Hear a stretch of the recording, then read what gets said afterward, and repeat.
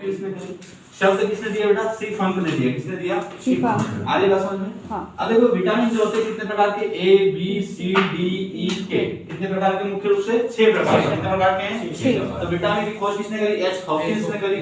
Vitamin शब्द की किसने दिया? सी फंक ने दिया, है ना।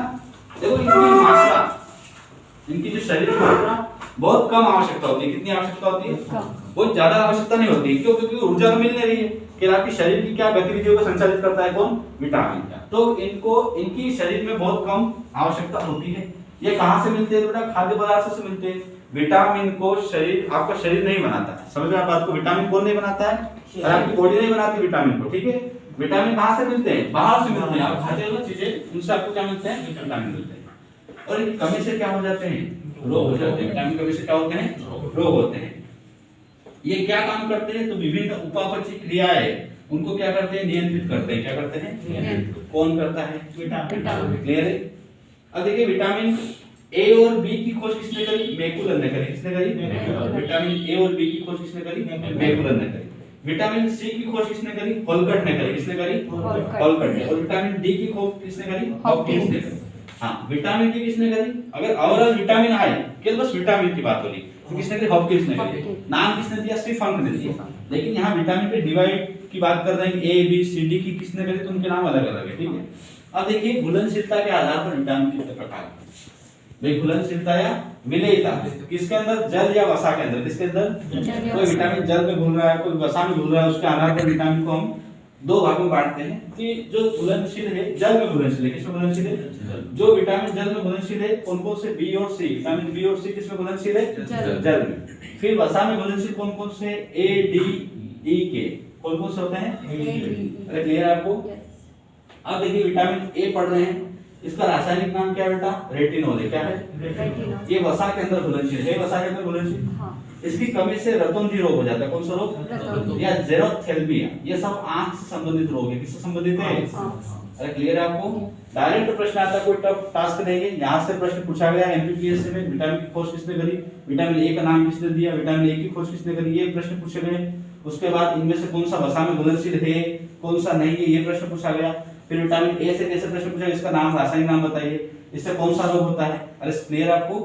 फिर विटामिन ए का संचय बॉडी में बेटा यकृत, जो आपका लीवर है वहां पर होता है। कहां होता है? आधी बात समझ में? विटामिन ए का संचय कहां होता है? आपके लीवर में, यकृत में होता है। अब विटामिन ए किससे प्राप्त होता है? तो आप गाजर। किससे प्राप्त होता है? मुख्य रूप से विटामिन ए गाजर से मिलता है। बाकी देखो ये सारे विटामिन किसके अंदर रहते हैं? तो दूध, मांस, अंडा, मछली, हरी सब्जियां, पनीर, इनके अंदर सारी चीजें। अगर प्रश्न आए कि विटामिन बी12 किससे प्राप्त होता है, ए बी सी किससे प्राप्त होता है, तो ये सब इसमें प्राप्त होते ही है, सबके अंदर, है ना। लेकिन जहां जहां स्पेशल है कि विटामिन ए के लिए गाजर, विटामिन सी के लिए खट्टे फल, विटामिन डी के लिए सूर्य की रोशनी या दूध, है ना, तो वहां तो मैं स्पेशल करवा दूंगा। बाकी ओवरऑल सब कहां से प्राप्त होते हैं? तो दूध, अंडा, मांस, मछली, मटन सब कर लेना, ठीक है ना।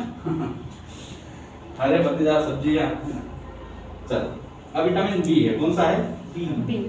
ये किसमें घुलनशील है? अरे जल में घुलनशील है। क्लियर है?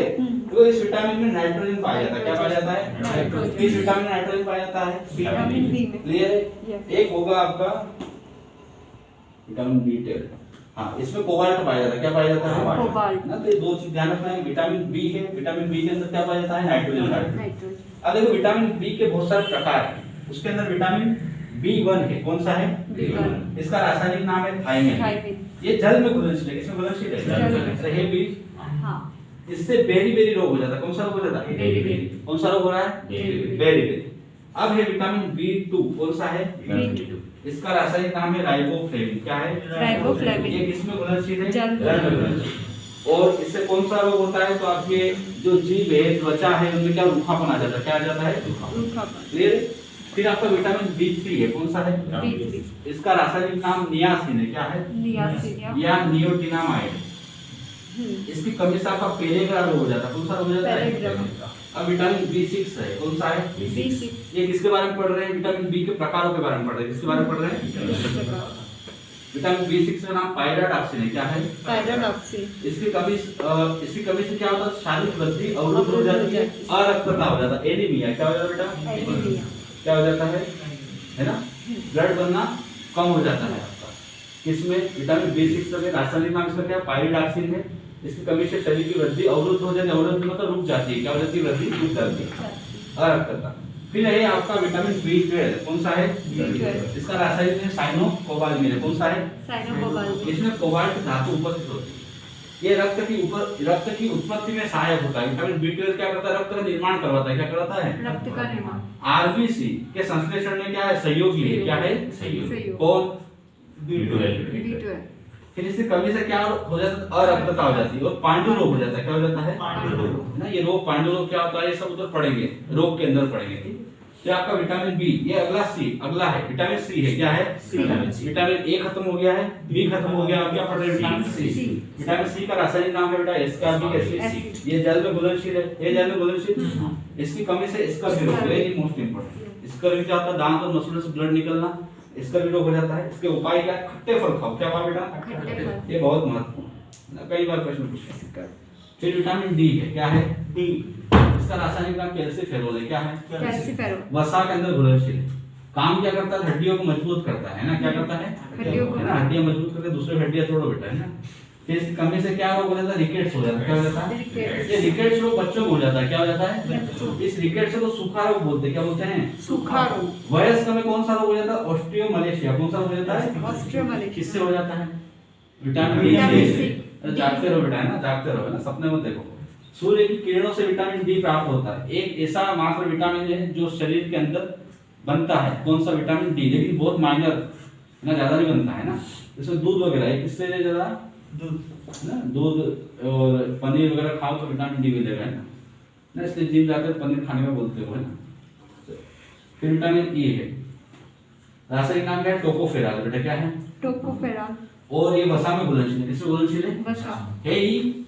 देखो इसको प्रजननशील विटामिन भी कहते हैं, क्या कहते हैं, प्रजननशील, है ना। अगर ये विटामिन की कमी हो जाती है, जनन क्रिया एक क्या हो जाती है, बाधक होती है, और ये विटामिन जनन क्रियाओं प्रजनन में क्या होता है, सपोर्ट करता है, क्या करता है, सपोर्ट करता है। अब इसके अभाव में प्रजनन क्षमता में क्या आ जाती है, कमी आ जाती है, नपुंसकता के कारण हो सकता है विटामिन ई। ठीक है, तो ये विटामिन ई है, टोकोफेरॉल, वसा में घुलनशील है, प्रजननशील विटामिन है, जनन क्रियाओं में क्या होता है, विटामिन ई सहायक होता है। तो इसके लिए क्या खाना चाहिए इसको बढ़ाने के लिए, तो अंकुरित अनाज, क्या करता है बेटा, अंकुरित अनाज ना, गेहूं, मूंग वगैरह, अंकुरित अनाज खा सकते हैं।